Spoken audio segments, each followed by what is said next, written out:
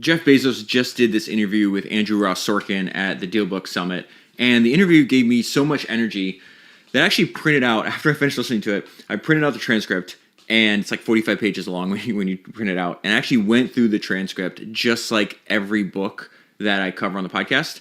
So I have all my notes, my highlights, my underlines in there, and then what I decided to do is I rearranged my outline in order by topic. So if you listen to the full interview, which I highly recommend that you do, you're going to see the same topics appear in different parts of the interview. So I want to start with one of my favorite things that Jeff Bezos said, because Jeff is one of my favorite living entrepreneurs, and he says that retirement is lame. And they start talking about the fact that he says, this retirement thing I've turned out to be extremely lame at. So he left Amazon. He was always working on Blue Origin, but now he's back working at Amazon. He's going to talk a lot about what he's doing there. But he said something that was very fascinating: the importance of building a company that can outlast you. And then he's going to talk about why he is so bullish on AI. And he's got a great metaphor for what he thinks AI is. So Sorkin asks Bezos, he says, Amazon is your baby. You stepped away from that. What did it feel like? And Bezos says something that was very fascinating. He says, even when Amazon was a tiny company, I always had it in my mind that I wanted to build a company that would outlast me. So I've always been thinking about it in that framework and how it could kind of grow into a young adult and be set off into the world successfully and independently. I felt like a parent sending your kid off to college. And you're hoping that you've created this independent young adult who can go off into the world. You don't want them to be dependent on you. If they are, you failed. And so I want to pause right there, because when I got to this section, there's two things I thought about based on what Jeff was saying. One comes from Daniel Ek, the founder of Spotify. The other comes from Steve Jobs. And so earlier this year, I actually got to have dinner with Daniel Ek. And it was one of the best, it was, I would say, not one of, it was the best and most impactful conversation that I've had all year. And like an idiot, I didn't make an episode about it. In fact, I just texted Daniel. I was like, hey, we should run that back. So I'll see if he's up to doing that, and then I'll make sure I take notes and make an episode about it, because I think Daniel's obviously one of the most impressive living entrepreneurs, and there's just a ton that we can learn from him. But during the conversation that I did have with Daniel, he was telling about the history of Spotify, and he said something that was very fascinating. He has this metaphor that a company ages like a child. And anyone that has kids knows that when your kids are really small, their behavior and their traits is really just a reflection of you. And yet, as they age, I'm going through this right now with my 12-year-old daughter, and it's kind of hard to deal with, but as they age, they become less of like a copy of you, and they have more of their own like distinct personality emerges. And so by the time they're 18, they have traits that were formed by their own experience, and they're completely separate and independent of the control or even the influence of their parents. And Daniel Ek said a company is the same way. At the beginning, the company is the founder and is wholly reliant on the founder. But now that Spotify is 18 years old, it's developed all these skills and traits that the founder, one, could not have predicted, and have emerged from within the company, from its own experience. And it's actually the job of the founder to make sure that the company can survive and thrive independent of any one person. So it was very interesting for me to hear Bezos use a similar metaphor in this interview. I mean, he even says, I thought about it in a framework, how a company could grow into a kind of a young adult and be set off into the world successfully and independently. The second thing that popped to my mind, and I double underlined it, was really important to me. Bezos was talking about, he's like, listen, even at the very beginning, I always wanted to build a company that would outlast me. And so when Steve Jobs knew he was dying, he was working on with Walter Isaacson on that biography. And he said something that was very fascinating, and it's going to sound a lot like what Bezos is saying. And so Steve says, I hate it when people call themselves entrepreneurs, when what they're really trying to do is launch a startup and then sell or go public so they can cash in and move on. They're unwilling to do the work it takes to build a real company, which is the hardest work in business. That's how you really make a contribution and add to the legacy of those who went before you. You build a company that will stand for something a generation or two from now. That's what Walt Disney did, and Hewlett and Packard, and the people who built Intel. They created a company to last, not just to make money. That is what I want Apple to be. And so Steve was very adamant about building Apple to last beyond him, and Jeff is saying the exact same thing here in this interview about Amazon. And so let's go back to what Jeff's saying in this Amazon. So he says, so I want Amazon to go off without me. I'm still at Amazon, by the way. I haven't left fully. You never stop being a parent. Later on in the interview, he says, really funny. He's like, I'm a 60-year-old man and my parents are still worrying about me. So he says, my heart is at Amazon. My curiosity is at Amazon. My love is there. So throughout this entire interview, Jeff will constantly talk about the importance of curiosity. He will mention how he follows his curiosity. I just gave a few talks at these conferences, and one of the conferences were for post-exit founders. So founders that have already had a successful exit, and they're trying to figure out what to do next. And then when you have conversations with them one-on-one, in private, a lot of the same questions come up where they're like, I just don't know what to do. What should I do next? Do you have any insight into how I should choose what I work on next, or what my next company should be? My answer is like very simple and similar to what Jeff is saying here. So you just follow your innate curiosity. There is this great essay by Paul Graham. I think it's episode 314 of Founders. It's called How to Do Great Work. I want to read an excerpt from it right now because I believe this is what Jeff is saying in this interview, and this is certainly what I've done in my own life. And I've been obsessed with entrepreneurship, history, podcasts, and reading for my entire life. That's exactly what Founders is. This is my life's work, and it's just a collection of these weird passions that have grabbed hold of me, since I was a child. And so in this essay called How to Do Great Work, it says, curiosity is the best guide. Your curiosity never lies, and it knows more than you do about what's worth paying attention to. If you asked an oracle the secret to doing great work, and the oracle replied with a single word, my bet would be on curiosity. This whole process is kind of a dance with curiosity. And so later on, when Jeff starts telling you and I about how he's spending time, what's exciting him, you realize like he's just dancing with his own curiosity. So back to Jeff. He says, right now I'm putting a lot of time in at Amazon because I can help and it is super interesting. And so though Andrew Sorkin asks a follow-up question. What is it that you're doing at Amazon? AI, Jeff says. It is 95% AI. We're literally working on 1,000 applications internally. You have to remember, this just sings to my soul. I love how all these things connect over the time. I'll explain what I mean in 1 second. You have to remember, modern AI is a horizontal enabling layer. It can be used to improve everything. It will be in everything. This is most like electricity. And so I want to pause there. He just said AI is most like electricity. This is like going to be an inception, like an idea inside of an idea, okay? I've been obsessed with studying Bezos for a long time. And I'm going to pause where we are in this interview. I want to go back to this TED Talk he gave. He gave this TED Talk 21 years ago. I took notes on Jeff Bezos' TED Talk 5 years ago. And so I went and pulled them up. His TED Talk is called The Electricity Metaphor. This is the description of the TED Talk. It says the dot-com boom and bust is often compared to the gold rush, but Amazon founder Jeff Bezos says it's more like the early days of the electric industry. So I'm going to read you some of my notes from this TED Talk. The TED Talk is Jeff Bezos on the electricity metaphor of the web's future. He's saying this in 2003, okay? Bezos says, the internet is so incredible, it is hard to get the right analogy for it. A lot of how we decide how we react to things and what to expect about the future depends on how we categorize them. The tempting analogy for the boom and bust of the internet that he just went through, okay, of the internet is the gold rush. And so at the beginning of the TED Talk, he starts to compare and contrast the internet rush and the gold rush. And he says, okay, well, both of those were very real. There was huge boom, there was a huge bust, and lots of hype. So many people left what they were doing to join both the gold rush and the internet rush, and you see this obviously now with AI as well. So this is the point of why I'm taking these ideas that he said 21 years ago, and he's still connecting it with what he's working on today, which I thought was very, very fascinating.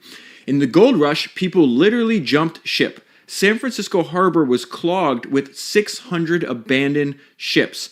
Entrepreneurs turned the ships into hotels. You want to hear something wild? Many years ago, probably 6 years ago, it's like I think episode like 33 of Founders or something like that, I read Levi Strauss's biography. And Levi wound up going and building his business in San Francisco. And there is a crazy story about what Jeff is referencing in Levi Strauss's autobiography that they call them wily entrepreneurs, really relentlessly resourceful entrepreneurs. They would take the abandoned ships, right? The people just left the ships in the harbor, got to shore and ran off trying to get gold. And these wily entrepreneurs pulled them ashore and remade them into either warehouses or hotels. And I just love the relentless resourcefulness that you saw back then. So then Jeff, back to the TED Talk, says, this is where the analogy starts to diverge. In a gold rush, when it's over, it's over. Therefore, there's a much better analogy that allows you to be incredibly optimistic, and that analogy is the electric industry, which he just referenced. He's going to say the internet, the metaphor for the internet is the electric industry. Now, 21 years later, he's going to say the analogy for AI is also the electric industry, and this is why. There are a lot of similarities between the internet and the electric industry. They are both thin, horizontal enabling layers that go across lots of different industries. It is not a specific thing. They both can be used as incredible means of transmitting power. They both are an incredible means of communicating information flows. The part of the electric revolution I want to focus on is on the golden age of appliances. So in other words, he's talking about what comes after the horizontal enabling layers are made. And he says the killer app that got the world ready for appliances, which did not exist before electricity, right, was the light bulb. But they were not thinking about appliances when they wired the world. They weren't putting electricity into the home. They were putting lighting into the home. No one said, hey, I want electricity. They said, I want lighting. And I think that's an important part to pause and think about. Like, no one said, I want electricity. They said, I want lighting. They want what your product enables. Just like no one saying, hey, I want AI. They want what is now possible with AI, which is, again, just a better way to do something is all a new technology is anyways. So Jeff goes back and talks about the appliances. Appliances benefited from the heavy infrastructure that was laid down by the electric revolution. The internet got to stand on top of all that heavy infrastructure that was put in place because of the long distance phone network, just like all the AI is now sitting on top of all the work done for the internet. So this part about the early internet, remember he's saying this in 2003, it gets to stand on top of all the heavy infrastructure that was put in place during because of the long distance telephone network. I was trying to explain to my 12-year-old daughter that I used to call the internet. I even went on YouTube and played her the sound that it would make when you sign on to like AOL. She just had no concept that you used to have to call, that the internet was a thing that you had to actually access. It wasn't on 24/7 and in her hand all the time. So back to what Jeff is saying about the beginning age of the golden age of appliances. They hadn't yet invented the off switch.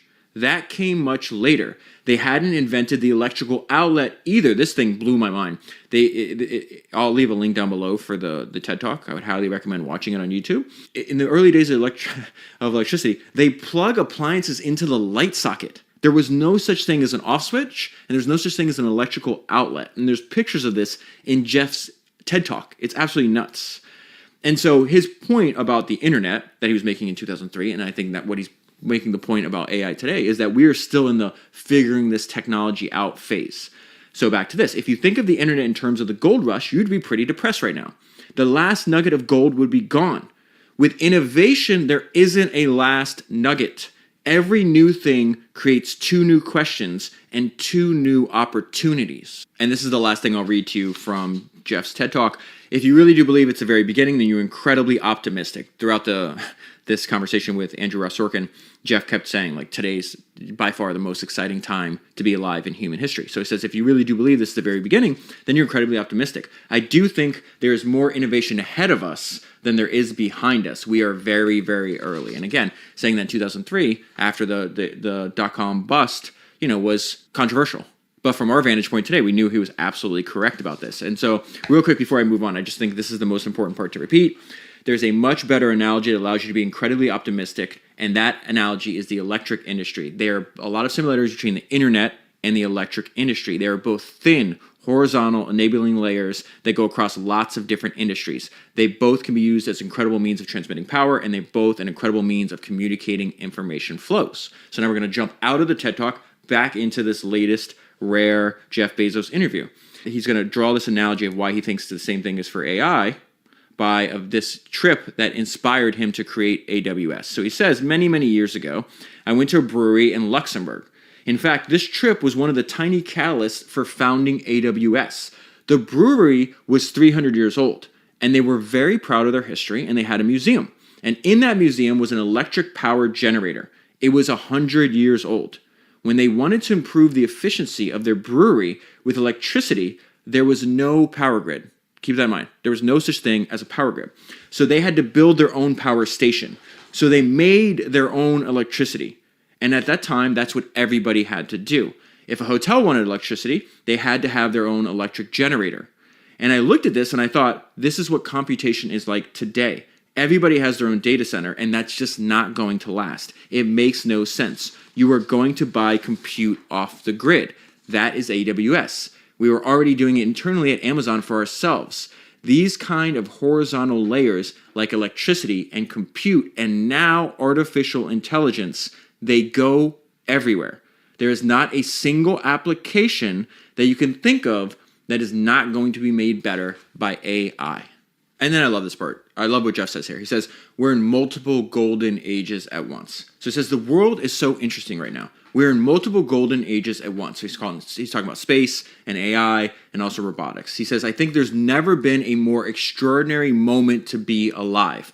We are so lucky. This section, when he's talking about this, you can see he's very excited. One of my favorite things that I ever read about Edwin Land. Edwin Land, obviously the founder of Polaroid and Steve Jobs' hero.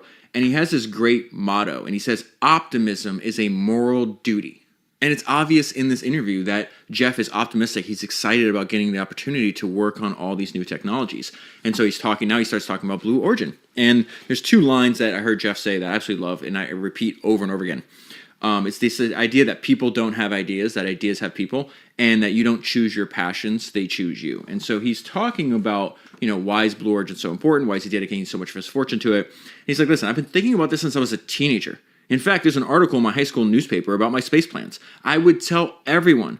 And those plans included what I'm still working on, which is trying to move all polluting industry off of Earth. This is not fantastical. This is going to happen. We need to lower the cost to access space. We can set up the preconditions where the next generation or the generation after that will be able to move polluting industry off of Earth. If you want to use large amounts of energy and large amounts of pollutants, you need to do that off of Earth. And he talks about why this is so important. We have to have this energy-intensive civilization and use ever more energy per capita. And we'll get all the benefits of using more and more energy without polluting the planet if you can move it off of Earth. Space has infinite energy, infinite raw materials. So he's saying there, we have to have access to them. That's what I'm trying to do at Blue Origin. And there was a really fascinating discussion because they were talking about the fact that he was interviewing a CEO for Blue Origin. And Andrew Ross Sorkin says, hey, when you were interviewing Dave Limp to be the CEO, he asked you if Blue Origin was a hobby or a business. And Bezos responded, it's a business. It's not a very good business yet, but I think this is one of the wildest things I think he says in the entire interview that surprised me the most. I think from a financial returns point of view, I think it's going to be the best business that I've ever been involved in, but it's going to take a while. And so the follow-up was wait, bigger than Amazon? Bezos says, yes. We lost money at Amazon for 11 years. Tom Brokaw interviewed me one time about Amazon's losses. He said, Mr. Bezos, can you even spell profit? And I said, yes, P-R-O-P-H-E-T. And so then we get what I feel is the best question so far, because think about what Bezos just said. This Blue Origin's not a very good business yet, but I think at one point, from a financial returns point of view, it's going to be the best business that I've ever been involved in, bigger than Amazon. And so this follow-up question was excellent. Where do you think your confidence comes from to create a business that requires such scale? Most people want to be able to see where they're going. In the case of Amazon, in the case of space, you cannot see where you're going. This is excellent.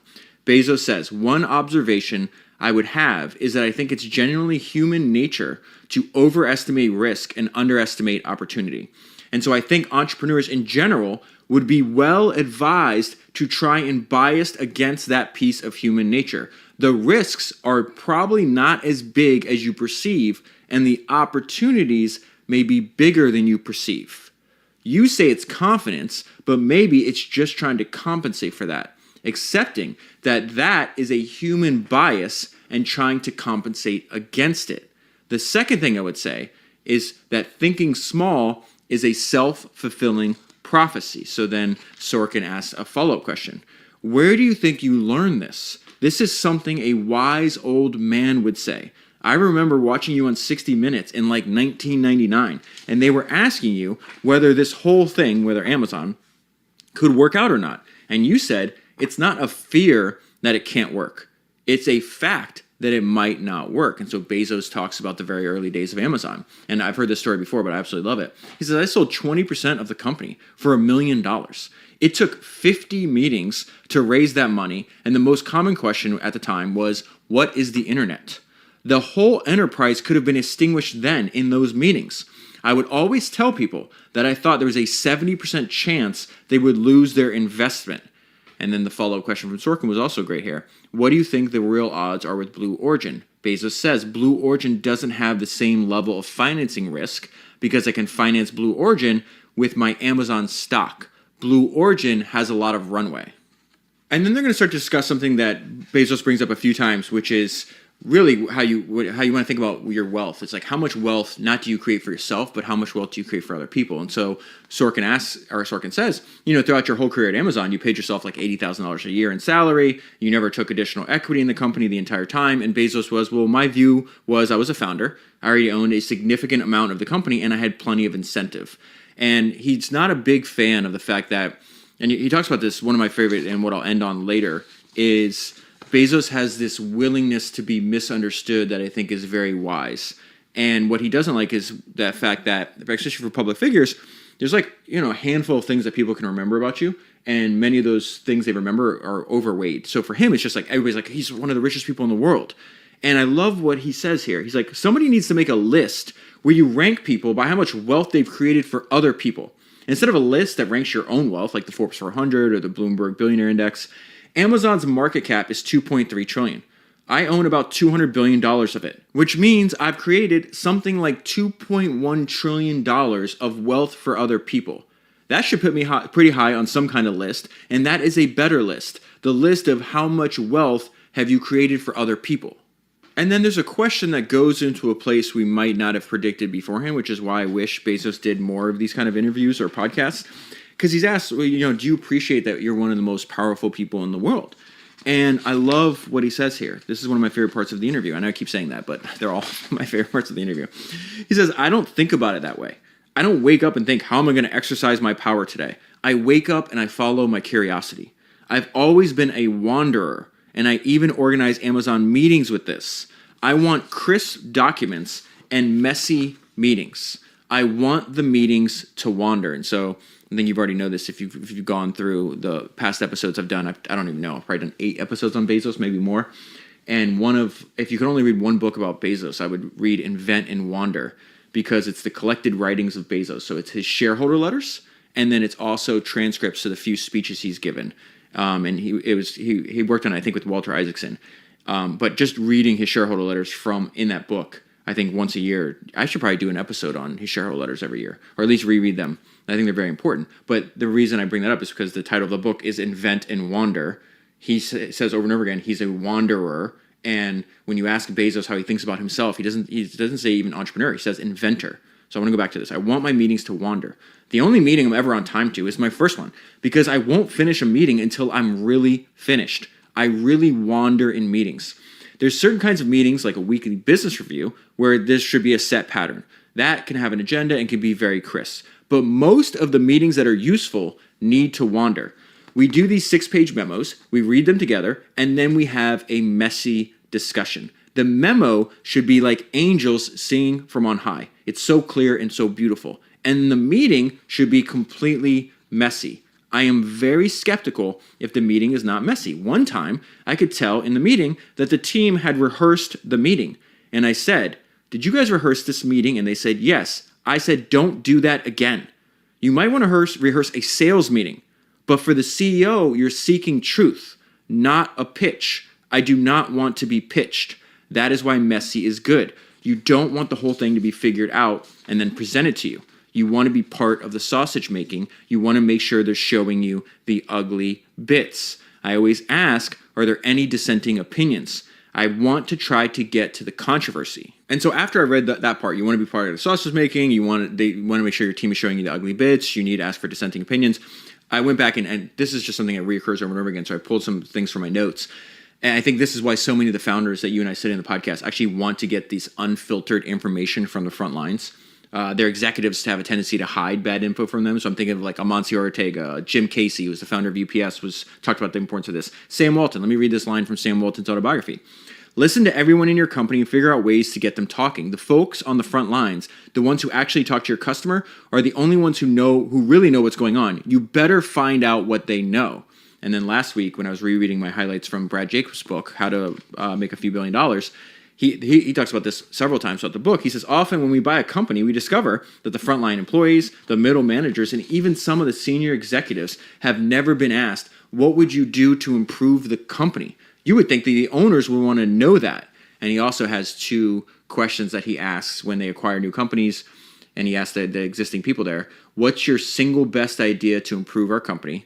And what is the stupidest thing that we're doing as a company? And then Jeff's final idea for meetings, he says, I go last in meetings too. It helps with group think. So he speaks last in meetings. He also talks a lot about the fact that people find it surprising. He's a very easy person to influence. He's willing to change his mind, and he changes his mind a lot.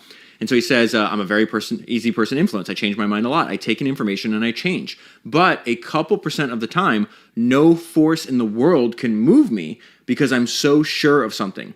Many people try to talk me out of fulfillment by Amazon as an example. And I was like, guys, you will never talk me out of this. I will do this through sheer force of will if need be. I think one of the things that might surprise you the most if you listen to the full interview is just how much he talks about emotions, energy, curiosity, optimism. And I thought this was very interesting. I don't know if I've heard him say this anywhere else. And he talks about the fact of really in his family, only positive emotions were allowed. So optimism was allowed, joy was allowed, happiness. Founder could ever lead a company to success. You have to have optimism. You have to have energy. It's got to be contagious. There's going to be a lot of bad days, and you're going to need to lift your people up. Your emotions are sort of an early warning system. And this, I found, what he's about to say here, I found true for myself. It's like when I'm stressed, it's usually because I'm not doing something I know I should be doing. So he says if you're stressed, where all I do is read books and make podcasts and spend time with family and talk to founders and, have other people post to social media for me, because I really do feel I'm just happier reading books, and I do feel sometimes it's really addicting. Tasks. And my teacher would have to pick up the whole chair and move me in my chair to the next task. Bezos is really good at being in the moment. He says, I'm a very good focuser. And then this ends on Bezos' willingness to be misunderstood, how he sees himself, and then why he doesn't do many interviews. And so Sorkin asks him, I'm curious, what inventor? And so he says, I wake up every day and follow my curiosity. There's that word again. And I explore. I really am an inventor. That is how I think of myself. I love problems. And I love having a team of smart people. And we work together. We'll leave the conversation between Jeff Bezos and Lex Friedman linked down below. In fact, Lex was kind enough to recommend in that podcast listening to founders in that episode, Judgment. Bezos and other parts of the interview I didn't talk about, he says the same exact thing. He's like, you can't make the wrong decision, right, for good PR, and you can't make the right decision, what you know is right, and not do it because you think, the outside world's, you're going to get blowback, or people are going to say bad things about you. You have to do what you feel is right. And I feel that's a very consistent theme with what he's saying here. So, you got to decide how much energy you're going to be put into being understood.